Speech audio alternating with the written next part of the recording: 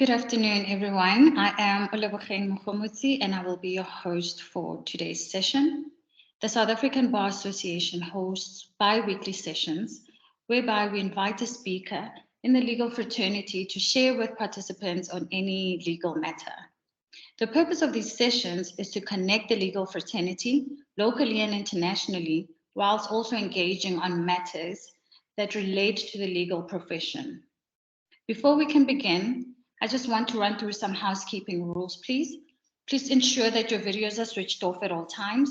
Please also ensure that your microphones are muted. Upon our speaker's presentation, we will commence with a Q&A session. And within that session, you will be free to ask your questions. You can either unmute yourself and ask a question, or you can just type your question in the chat box.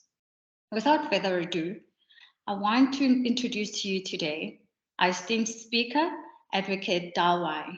I'm just going to run a quick bio on him before I hand over to him to take you through his presentation. Advocate Dalwai is an admitted advocate and a member of the South African Bar Association. He holds an honors degree in Islamic Sharia. He is qualified in social auxiliary working.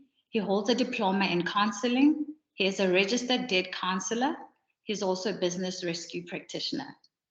He is also a part-time lecturer at the South African Law School for Paralegals.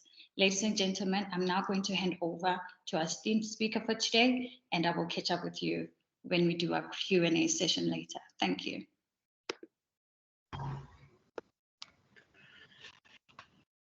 Thank you. Thank you for that very kind introduction. Very good afternoon. Greetings to one and all. And thank you for the opportunity for allowing me to do this afternoon's presentation.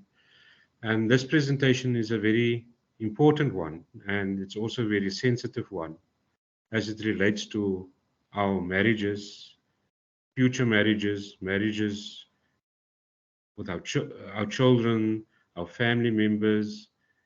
And it's important because we need to understand how the new bill came about. As we're all aware that the marriage bill was open for public participation during the course of last month. It ended on the 31st of August. And the department has asked for the public to comment and provide them with objections insofar as the bill is concerned. But we need to first understand the background as to why we are now subjected to this bill or even a new Marriage Act moving forward. And it's important for us to understand where this all stemmed from, because as legal practitioners, we are questioned on a daily basis regarding marriage and divorce. We are attending to matters in the High Court, in the Regional Court, relating to divorce. And there are a lot of issues and questions pertaining to Muslim marriages. And therefore, I felt it's important for us to put things into context with regard to this marriage bill and within the context of Muslim marriages as well, because that is the stem of this entire process from the Department of Home Affairs. So let us start with a small background, a very brief background as to when this all started and why it started. On about 28th of June 2022, the Constitutional Court of South Africa has confirmed the Supreme Court's appeal ruling in the matter of the Women's Legal Center versus the President of the Republic of South Africa and others, which ruled that the non-recognition of Muslim marriages in South African law infringes on the constitutional rights of both Muslim women and their children. So the court found that the Marriage Act and the Divorce Act were unconstitutional as they failed to recognize Muslim marriages, which are not registered as civil marriages. The common law definition of Muslim marriages was also inconsistent with the Constitution, as it excluded Muslim marriages and should be endorsed as legally recognized in the law moving forward. So the Supreme Court of Appeal also held that the state had failed to take the necessary legislative measures to recognize and regulate Muslim marriages in South Africa, which is a breach of its duty under Section 7(2) of the Constitution. And the Divorce Act was found to be unconstitutional in several ways, including failing to provide structures to safeguard the welfare of minor or dependent children born of Muslim marriages at the time of the dissolution of a Muslim marriage, and failing to provide for the possible redistribution of assets on the dissolution of Muslim marriages, and also failing to make provisions for the forfeiture of patrimonial benefits of a Muslim marriage at the time of its dissolution. The court also declared that Section 12(2) of the Children's Act would be applicable to all prospective spouses in Muslim marriage, concluded after the date of the court order. Section 12(2) of the Children's Act states that the child below the minimum age set by law for a valid marriage may not be given out in a marriage or engagement, and that the child above the minimum age may not be given out in a marriage or engagement without their consent. So the recent Constitutional Court judgment applies to all Muslim marriages entered into after 15 December 2014, and the declaration of invalidity will be suspended for a period of 24 months to enable Parliament, together with the President and Cabinet, to remedy the defects found within the existence of this legislation to ensure the recognition and regulations of Muslim marriages is valid for all legal purposes in South Africa. Now, this Constitutional Court judgment has given effect for the Department of Home Affairs and Department of Justice to attend to the amendments or new legislation insofar as marriage and divorce is concerned. Now, what other attempts did the Department of Home Affairs and Department of Justice do prior to this Constitutional Court judgment? So, if we can recall, from 2020 onwards, or even before, a little bit before that as well, the Department of Justice submitted a discussion paper. I think it was discussion paper 157.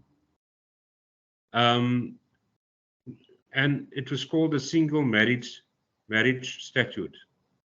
Now, the Reform Commission has obviously done a very extensive engagement with the Muslim community and all other communities insofar as Muslim marriages is concerned. That's number one. Trying to determine whether a single marriage statute or legislation would be the answer to all the marital issues in South Africa and South African law. So that was quite extensive and was open for public participation during that period of time, but nothing really came from that to date, from my understanding. That was from the Department of Justice. Then not too long after that, the Department of Home Affairs then submitted a white paper to Parliament. Okay, and that white paper was called the Omnibus Marriage Bill. And the Department of Home Affairs were requesting public comment and participation insofar as bringing all marriages under one umbrella. So in that white paper, there were two parts to it. Part A was to incorporate all relationships and marriages under one umbrella. And part two was very similar. There was one additional aspect included into part two, and that is polyandry relationships. So nothing came from that omnibus marriage bill at that time. up to recent times, which we will unpack in a little while. So there were several public engagements with the Muslim community as well regarding the white paper or the omnibus marriage, and particularly with Muslim women. I recall being part of some of those public engagements or engagement with the Muslim community, where the Department of Home Affairs unpacked what the omnibus marriage entails and what the implications and consequences of such marriages would be. So currently, where we're at is that the Department of Home Affairs has now submitted the marriage bill to Parliament, and it was open for public comment, which concluded on the 31st of August last month. And it is very important for us to understand what some of the comments were and some of the objections were from the perspective of the Muslim community, to determine whether it is consistent with the tenets of Islam or not. So there were certain provisions that we will later on unpack as well. But I just want to first unpack the bill itself and why the bill was submitted and open for public participation is because the court order of the Constitutional Court judgment is very clear that the department or the legislature has 24 months to come up with some legislation and resolve the issues of Muslim marriages in particular. And that time period would end during, I think, June or July next year, 2024. So the department is under severe pressure in getting this bill enacted. Now, the department is also very determined that following the process that they're currently undergoing, that they will have the bill finalized in that period next year, June or July 2024. So the purpose of that bill is to regulate some religious marriages, such as the Hindu marriages, Muslim marriages, and any other religious marriage and customary marriages as well. So currently we have the Marriage Act, we have the Recognition of Customary Marriages Act, and we have the Civil Union Act. Now, for those who saw the bill, which is a couple of pages, I think about 4 pages, all those acts that we are referring to now will be repealed, and the single or the marriage bill that was proposed is going to be the only marriage bill that would govern and regulate all marriages. So essentially, the new bill will bring all the previous pieces of legislation under one umbrella and address gaps that may remain in the current legislation. Some of the most notable changes that were mooted under the Green Paper includes, for example, the new Marriage Act will enable South Africans of different sexual orientation, religious and cultural persuasions to conclude legal marriages. The introduction of strict rules around the age of marriage, including alignment of the age of majority in the marriage legislation to the Children's Act. It also aims to align the marriage, marital property, and divorce legislation to address marital property and intestate succession matters in the event of the marriage or dissolution thereof. It will also deal with the solemnization and the registration of marriages that involve foreign nationals.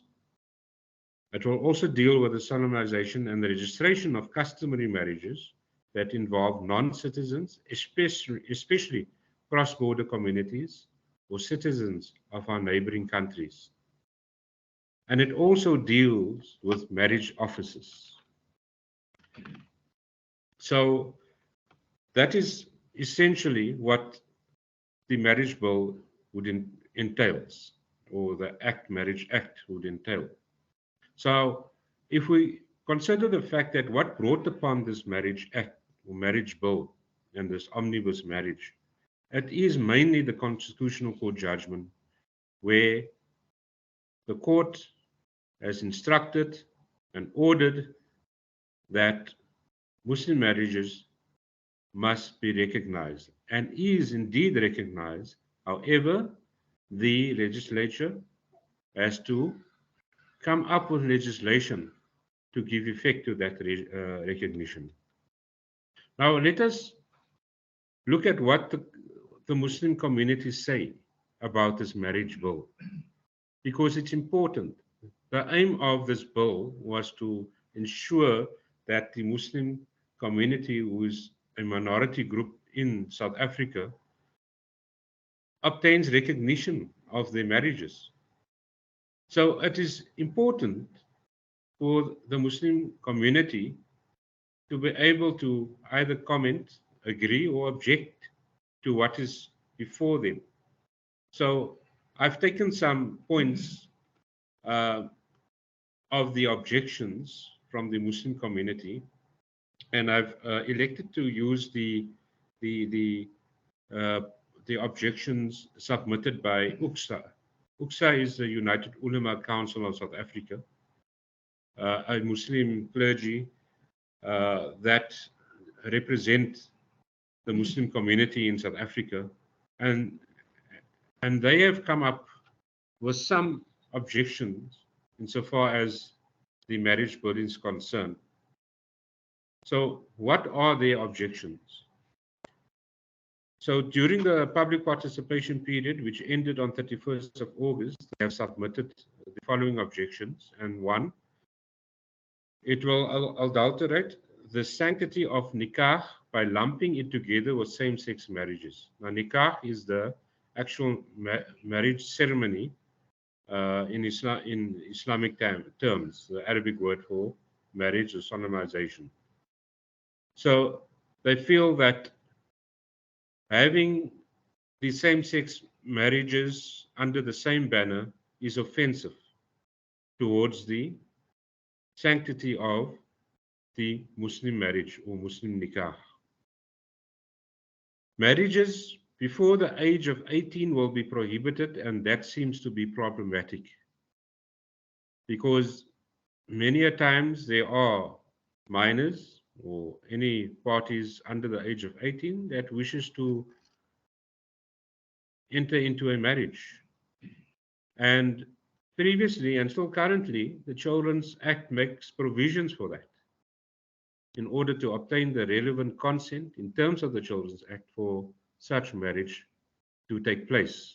However, that relates to the civil marriages. Now, the Muslim marriages, because there was no recognition or registration of such marriages, many times there are families where minor children over the age of 15 or 16, 17, they enter into a marriage. And there's consensus between the parties and their guardians and parents, and the marriage officer or the imam would obtain such relevant consent from the parties as well. So that has been happening, and the UCSA obviously has objected to the fact that only marriages, the parties has to be above the age of 18 to enter into a marriage in terms of the Marriage Act. The permission of the first wife, nikah may not be solemnized by an imam who is not a registered marriage officer. So any person who is an imam who have completed his Islamic studies or religious studies and is equipped and has the knowledge of how to perform a nikah and is able to fulfill the duties and obligations of the tenets of Islam, is in a position to perform such a nikah or marriage. So this Marriage Act or bill provides that if that imam or sheikh is not a registered marriage officer,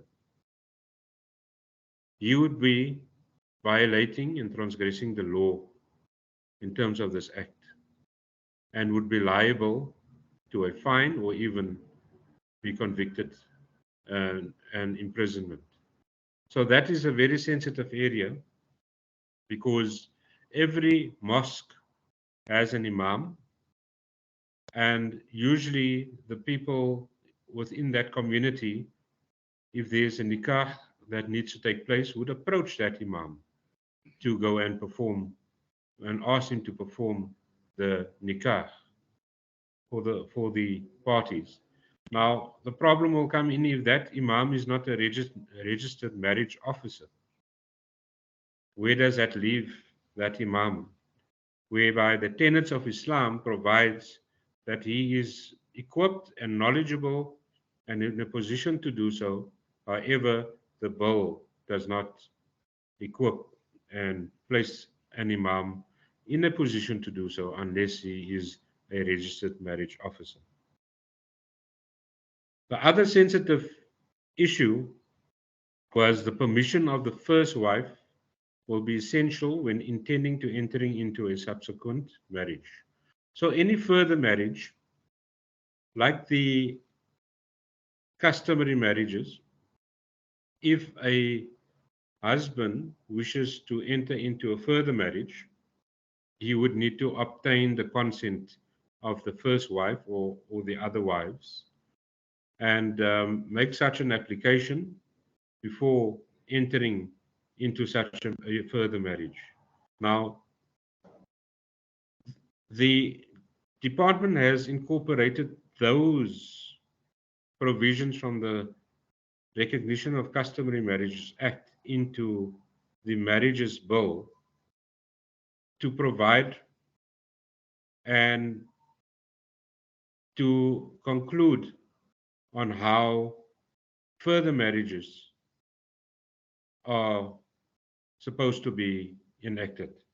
So this is a very sensitive issue once again because the tenets of Islam, it's contrary to the tenets of Islam as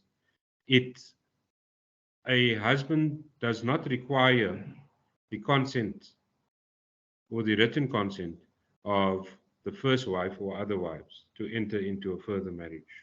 And hence the UCSA, had consensus and they have objected to that formality in the bill itself. The consequences of the dissolution of a marriage will be governed by the Divorce Act, which is materially different from Islamic law.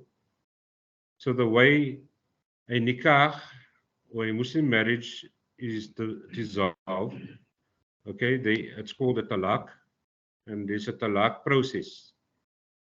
And that is once again also not consistent with the provisions of the marriage bill.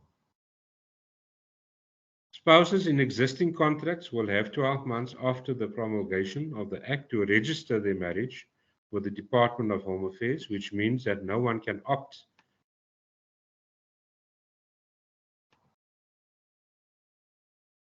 to remain outside the ambit of the Act. So essentially what it is they requesting is that there should be an opt-out option in this Act in order for when a nikah takes place,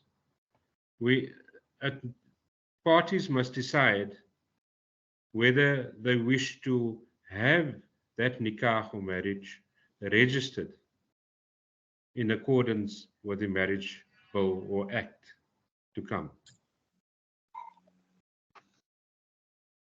A person other than a registered marriage officer who solemnizes a nikah will be guilty of an offense which may result in the payment of a fine and imprisonment.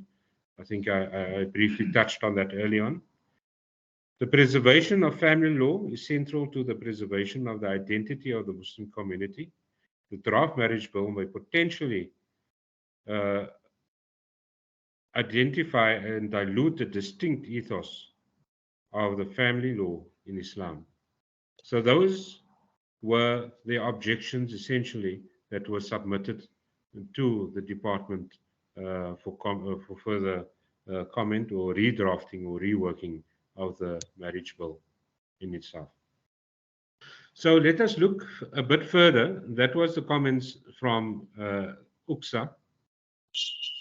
There was also one political party that was very instrumental of recent times uh, in trying to negotiate and finalizing the aspects of Muslim personal law, particularly the Muslim marriages in South Africa.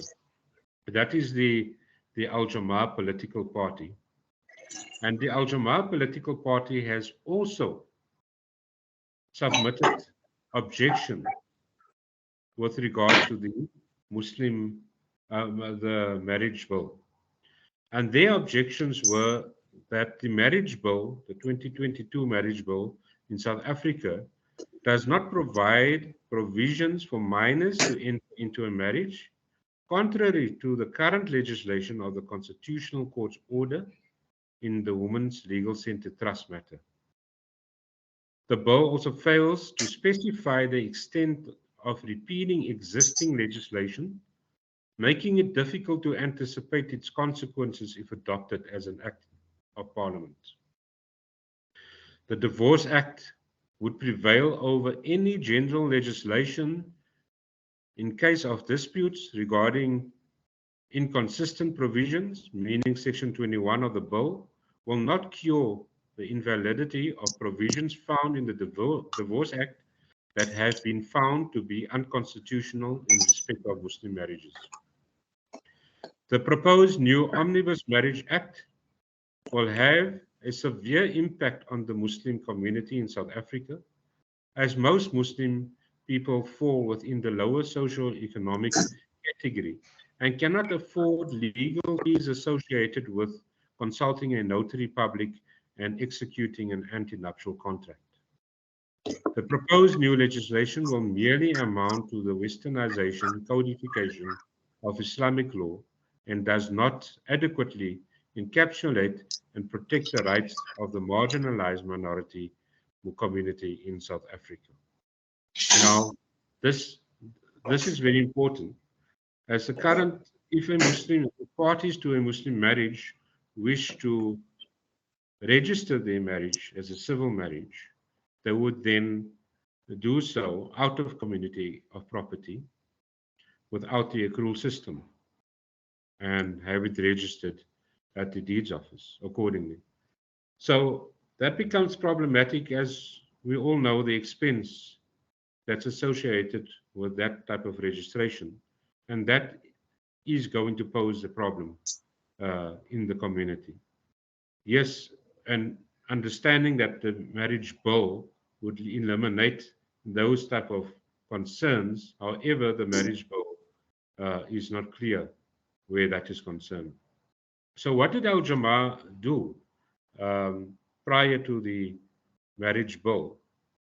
The Al Jamaa political party submitted a private members bill, which basically sets out the provisions of a Muslim marriage and the registration of Muslim marriages and the requirements for the registration of Muslim marriages.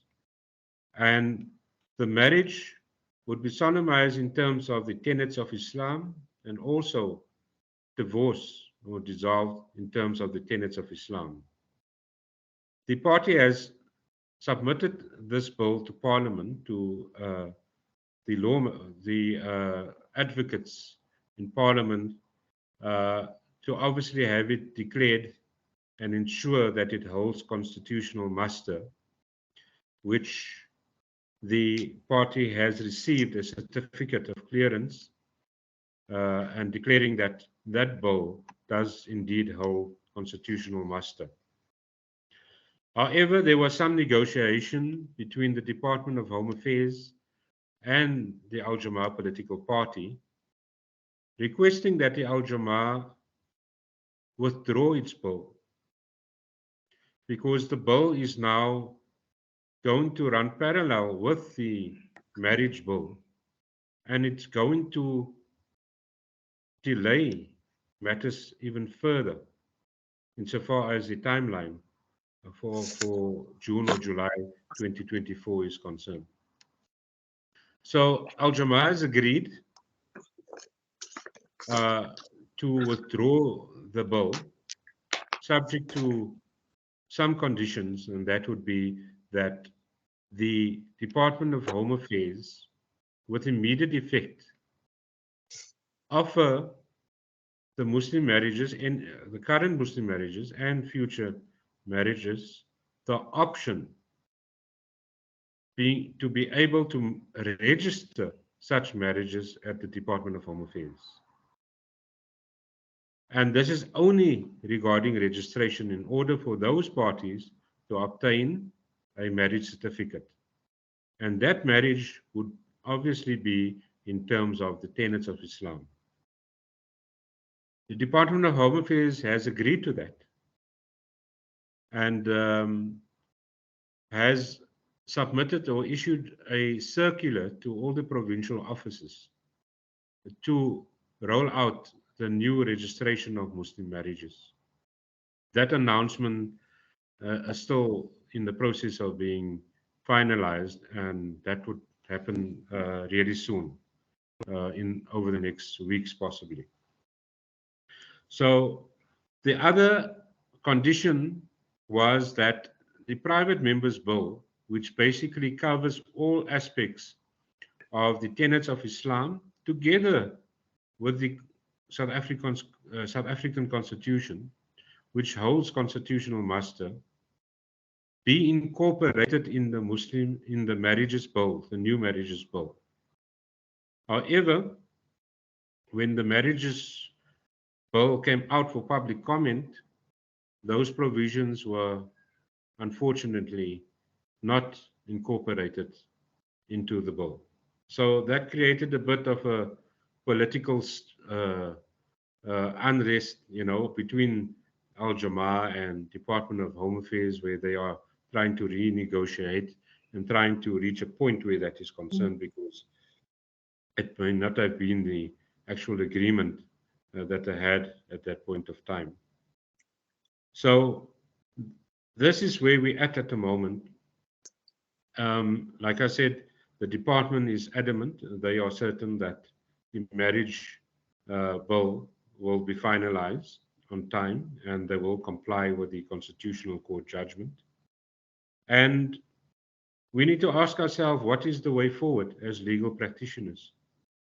Because with all these objections, and bear in mind, we are only doing it within the context of the Muslim marriages, there were other objections as well from other activist groups, which I won't unpack at this stage due to time constraints. So the issue, in my opinion, would be that should the Department of Home Affairs not rework or redraft or submit an amended bill, they will definitely be opening themselves up to litigation. And as legal practitioners, we know how often this happens and how easy it can happen when matters goes, constitutional matters are needed to be attended to, inconsistencies with court orders. It becomes very messy. So is it a good idea for the marriage bill to actually be finalized by next year? So the question is, and the way forward, will the minister comply? Will the minister be in contempt of court with the constitutional Concord judgment?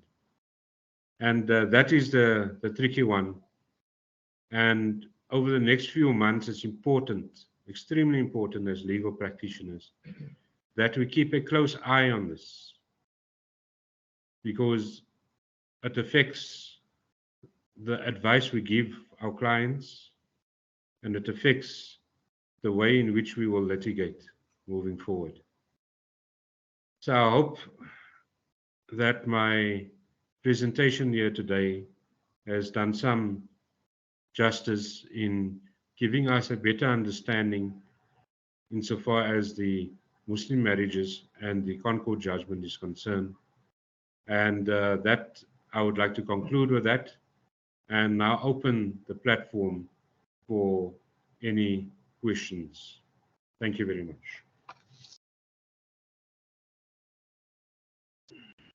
Thank you, Advocate Yusuf. To our participants, please feel free to just type your questions in the chat box or just unmute yourself to ask your question, and we'll take it from there.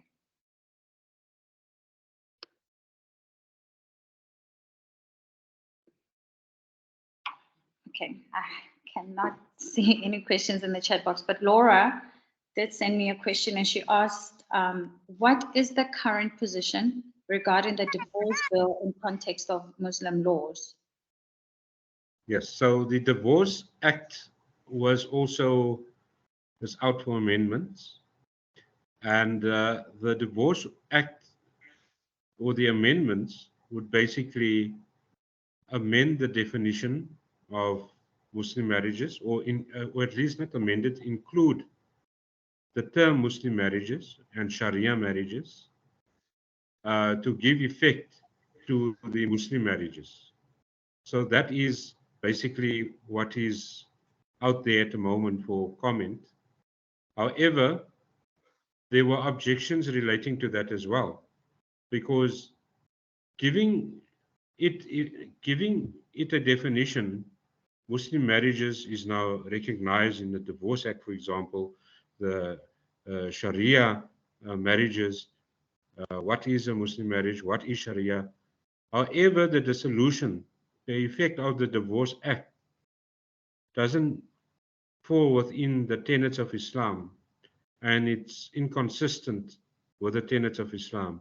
So that is another topic for discussion relating to how the divorce happened in Muslim marriages in order for the Divorce Act to come into play. I hope that answers the question. Thank you, Counsel. I see Faisal has his hand up. Faisal, you can go ahead. Hello, Advocate Yusuf. The name is Faisal Bulbulia, and I'm an attorney and notary public, and I've drafted many anti-nuptial contracts. Okay. I think the problem with this particular piece of legislation is that it's drafted by the Department of Home Affairs. And what they want to ultimately achieve is to get as many marriages registered instead of looking at the realistic outcome of recognition of marriage. And also there's a lot of aspects which has been copied and pasted from the Customary Marriage Act. And there has been Supreme Court of Appeal decisions in regard to customary marriages. I will take you, the one example is polygamous marriage. Polygamous marriage, there's a case law where the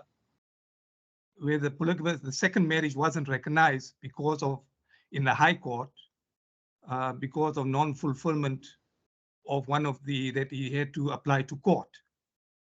And what the Supreme Court of Appeal held, that the second marriage was valid, despite him not making application to court. So in this bill, they didn't take cognizance of that fact. And what's going to happen now is that if anybody, as long as they fulfill the 4 requirements of a recognition of marriage, that means that it's over the age of 18, consent, capacity, and it's performed according to religious customs, which will be like a Muslim marriage, which is a nikah. It's a recognized marriage, despite them not making a court application. And actually, Judge Poonen in that Supreme Court of Appeal said that that particular marriage consequences is out of community of property. So what will happen is that many couples or wants to get married again, why must he go through an application, a costly court application? He will get married as long as he complies with the 4 requirements. And then he doesn't have to make application. It will be deemed to be out of community or property without the accrual. That's just what's my feelings about this act. Thank you, Mr. Bulbulia, for that valuable feedback. Yes, indeed, 100% agreed with you and that feedback. If I may I just reflected in 2020, I attended a meeting with the advocates of Department of Home Affairs in Pretoria, and we were discussing the marriages, the omnibus marriage, together with the dissolution of marriages. And their focus point, like you have said, is only the registration of those marriages from the Department of Home Affairs. All they are worried about is the registration of those marriages, whether it is a civil marriage, a Muslim marriage, or any other religious marriage, or a civil union, any type of marriage. They are only focusing on that. And they specifically mention that it is the problem of the Department of Justice to deal with the divorce.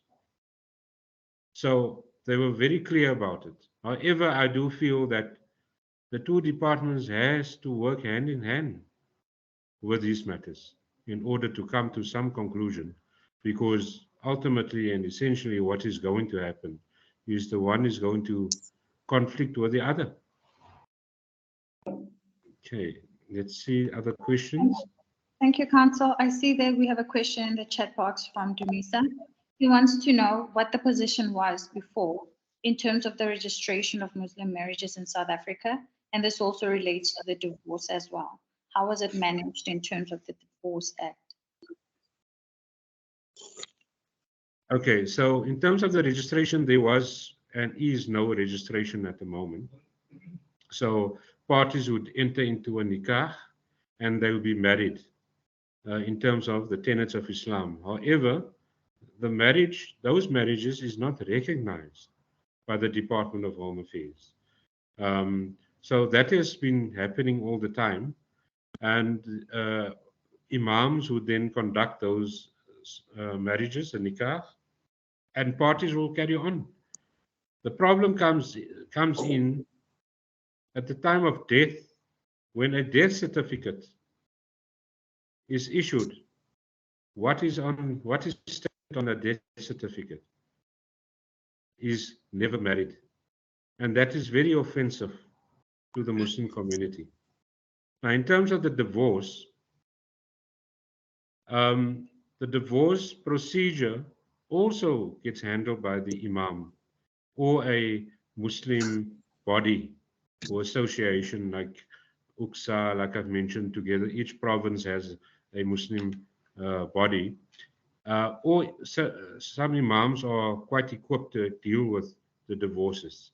So the process of divorce in Muslim marriages is totally different to how it's dealt with in the Divorce Act, because there is a process of divorce where divorce is uttered or a certificate is issued by the husband, and the wife will then go into what is called the idda period. It's a waiting period, which is over 3 months, to give effect to the actual divorce. Once that idda period is completed, she is now a single woman. She may then marry another man.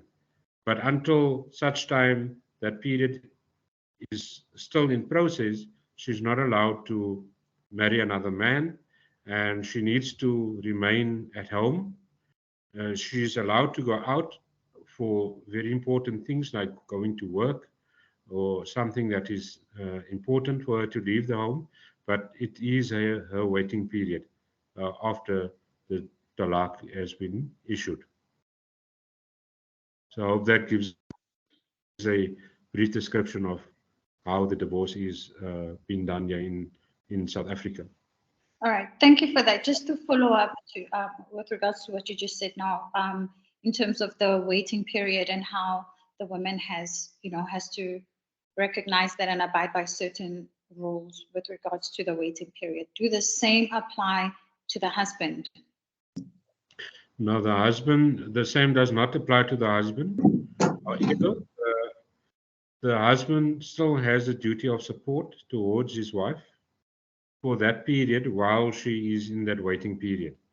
So he still needs to provide for her during that period, financially, whether it's providing her with a home, food, financially, he needs to provide for her during that period. That is his duty of support, and that is in terms of the tenets of Islam as well. However, in terms of his marital status, he has an option to marry immediately. He does not need to wait for that period to conclude. Thank you. I have one other question. Are women in Muslim culture, particularly with regards to the law, allowed to institute divorce or file for divorce? Can you repeat that question again? Are women allowed to file for divorce? The ones that's allowed to file for divorce in the Muslim marriage, look, when you're filing for divorce, you got to ensure or prove to the court that you're married in terms of the Marriage Act, and you're going to be divorced in terms of the Divorce Act. So it becomes a very technical issue in court insofar as filing for divorce is concerned. However, the divorce itself gets finalized by the imam. So they don't need to make an application for divorce, right? What they do go to court for, what Muslim parties to a Muslim or parties in a Muslim marriage go to court for, is basically separation of assets and in terms of universal partnership. So perhaps the wife claims that she worked and contributed to the estate of the parties, and she wants her percentage, whether it's 50%, 40%. She is an owner, she contributed, she purchased property, and the property was in the husband's name or jointly. She wants 50% of it, or what's entitled to her. So those are the type of matters that goes to court where Muslim marriages are concerned. But the divorce itself has already been declared, even prior to going to court. So that a court cannot issue a divorce, a talaq,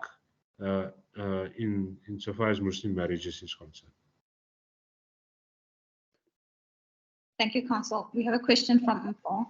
Is asking, or she's asking, is change in terms of equality in respect of Muslim marriages something that is foreseeable in the near or distant future, in your opinion? If one look at other countries, foreign countries, insofar as the tenets of Islam is concerned, there's a lot of changes that they have made to accommodate its people and equality where those matters are concerned. For example, there are Muslim countries that does not allow you to get married under the age of 18. There are Muslim countries that requires you to obtain written consent from your first wife to enter into a further marriage, and also making an application, and the court would do a means test to see if you are able to afford it, because the whole idea of the Muslim marriage is that the husband provides for the wife. So the financial means is very, very important where that is concerned. Now, your question regarding equality is a very common question in South Africa as to why women are restricted from doing certain things in society. And that is a simple answer in terms of the tenets of Islam. However, the application of that system is not applied amongst our Muslim men because there are many instances where the wife is the breadwinner in the house. She brings in the income. Where essentially it's supposed to be the other way around. The husband is supposed to provide for the wife. So equality is there. It's always there. However, in a Muslim marriage, the only difference, there is equality between husband and wife. However, the man's responsibility is to provide for his wife. And that is where the problem comes in, where some Muslim men are not complying with those laws in terms of the tenets of Islam. I hope that answers. It's an important question, and there's a lot to unpack where that is concerned. But I try to give you a brief synopsis on it. Thank you, Council. Are there any other questions? Please just raise your hand and you can unmute yourself to ask your question. I see Kanieta is unmuted. I hope I'm saying your name correct. Do you have a question? Okay, she muted herself. Actually, yeah. There we go. All right. What I wanted to ask was, in the situation with Muslim marriages at the moment, is it possible for, is the Divorce Act applicable to Muslim marriages at the moment in the light of that recent case? Sorry, I came into the chat quite late, so I don't know if that was discussed before. Yes, we managed to cover that briefly, but it's an important question for us to relook at as well and answer again. And the Divorce Act as it stands, without the amendments, even with the amendments, by defining Muslim marriages and Sharia marriages, is still inconsistent with the tenets of Islam because it doesn't comply with the divorce process in terms of Islamic law. So it would be inconsistent at the moment, and UXA and various other bodies has objected to some of the provisions of the Divorce Act, especially that it's going to be dealing with the registration of Muslim marriages and then the dissolution of it. But the registration has to comply with the tenets of Islam, and the divorce also has to comply with the tenets of Islam. So at the moment it's not, and I think there's still a lot of work to be done. I do feel that the deadline of next year may not, the likelihood of it not being met is there, but we're hoping for the best that DHA and Department of Justice will be able to finalize and ensure the consistency regarding Muslim marriages and divorce is taken into consideration.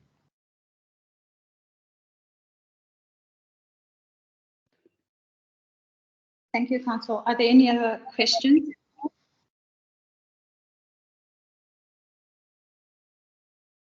I think that is all for today. Let me just check the chat box. Okay, someone just went online. Hi, Moses, do you have a question? Hello? Hi, Moses, do you have a question? Yes, ma'am. All right, please go ahead. Yes, I want to ask Council, in Muslim or Islamic law, does a woman need to give consent, an extra wife, does she have to give consent to the husband to marry another wife? Or it's just in the African customary law? Okay, so in terms of Islamic law, focusing on the common school of thought that has been implemented in South Africa,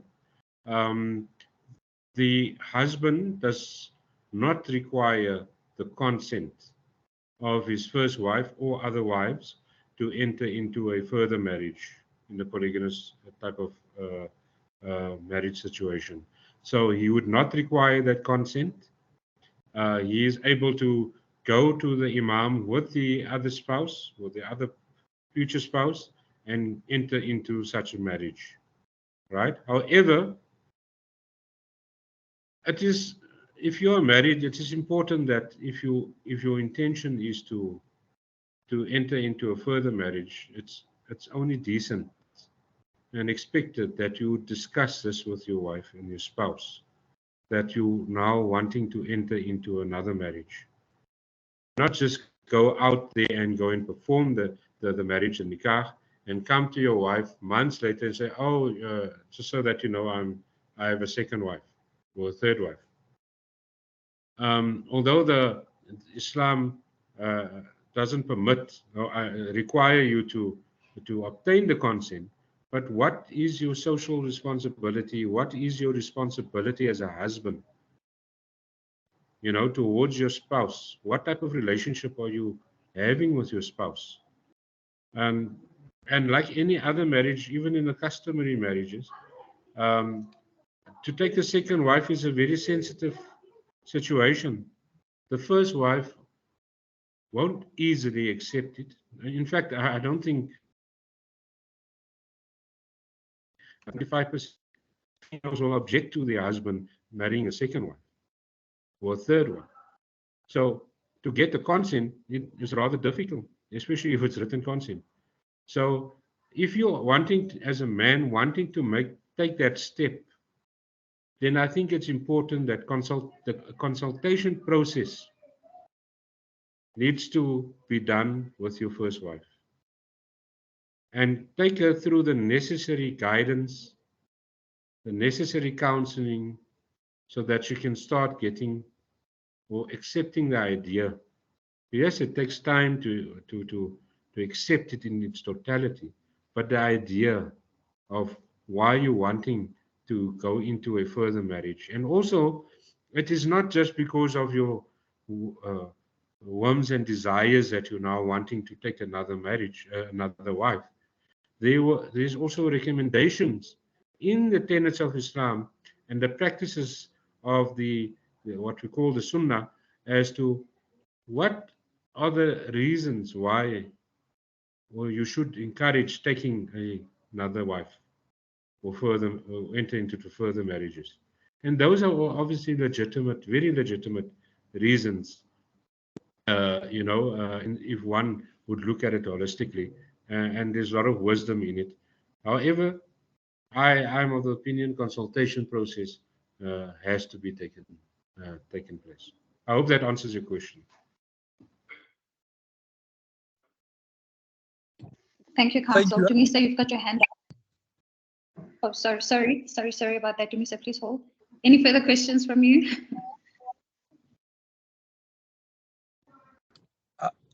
Yes, Council? I was asking if you have a follow-up question to your answer. Yes, ma'am. The last one. Okay. Does the bill provide situations where the consent is unreasonably withheld for the customary marriage? Can you repeat that question again, Council? Where consent by spouse or the existing wife is reasonably withheld, why you want to take the second wife? Does the law provide the solution for that? Because there are situations where people will go to court and say, my wife refuses to give me consent, then enforce that through court of law. So that would be obviously in terms of the Recognition of Customary Marriages Act, where consent needs to be obtained, and if you're not able to get consent and it's unreasonably withheld, I think any man would have an opportunity to go to court and ask for that relief, you know, for the consent, for the court to at least grant an order in terms of allowing him to enter into a further marriage. So I've not seen any case law regarding consent being withheld in a customary marriage, but it's an interesting question. I would like to also look into it myself, and I'm happy to give further feedback regarding that. Insofar as the Muslim marriages are concerned, that will also be the same answer will be in terms of the Marriages Act or the New Marriages Act. If consent needs to be provided by the first wife, so what remedies do the husband have if the wife, the first wife, unreasonably withholds consent to a further marriage? So that would be a very interesting one to look at. I see there's a question here. I just it may have came through early on. So Yeah, if a husband gives talaq, what remedies does the wife have currently? You said perhaps a universal partnership claim to obtain some of the assets, and can she go to maintenance court to claim for maintenance for her and the children? And does she need to get a certificate to prove talaq? So she doesn't require a certificate, but it's always best to have a certificate from the imam. I always advise a Muslim woman, if you are applying for a divorce or your husband divorced you, insist on a certificate, because that proves that you divorced from this individual, right? You have your marriage certificate, the nikah certificate, and now you have your talaq certificate. Because tomorrow you enter into you remarry, and here your husband comes and disputes the fact that he even gave you a talaq. So you're going to sit with the problem.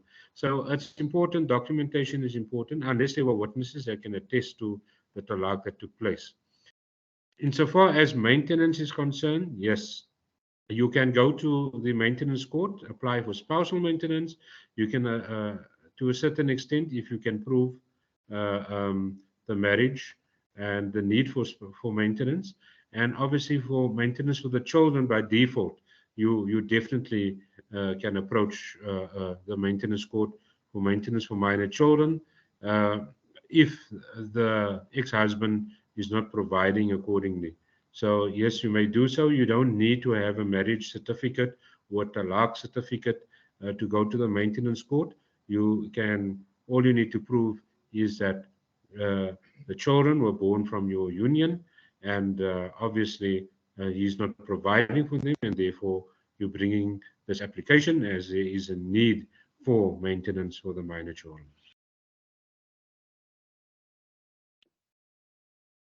thank you. There's another question from Sandile. He's asking if an affidavit can be used in court as proof of a land exchange. Land exchange, I very much doubt that. I won't have a direct answer for you at this stage, but let me look up in it a little bit more, and then I can get back to you. All right. Any further questions? I see it's 5+5. 5 minutes over time. There seems to be no further questions. Thank you so much, Council, for making time to be with us today. And we truly look forward to hosting you again, hopefully in the new year, to give us feedback on the developments of the bill, etc. Yes. And to all our participants, thank you so much for making time to be with us today and the questions asked. And we look forward to hosting you again in 2 weeks' time. A good one. Thank you. Thank you very much for the opportunity. I'm from Cape Town originally, but today I'm sitting at the Oxford Chambers in Sandton, and it's only a pleasure to have done the presentation here at the SABA offices, head office, and I once again thank you for the opportunity. Thank you for coming to visit us. Thank you. Cheers, everyone. Thank you. Thank you.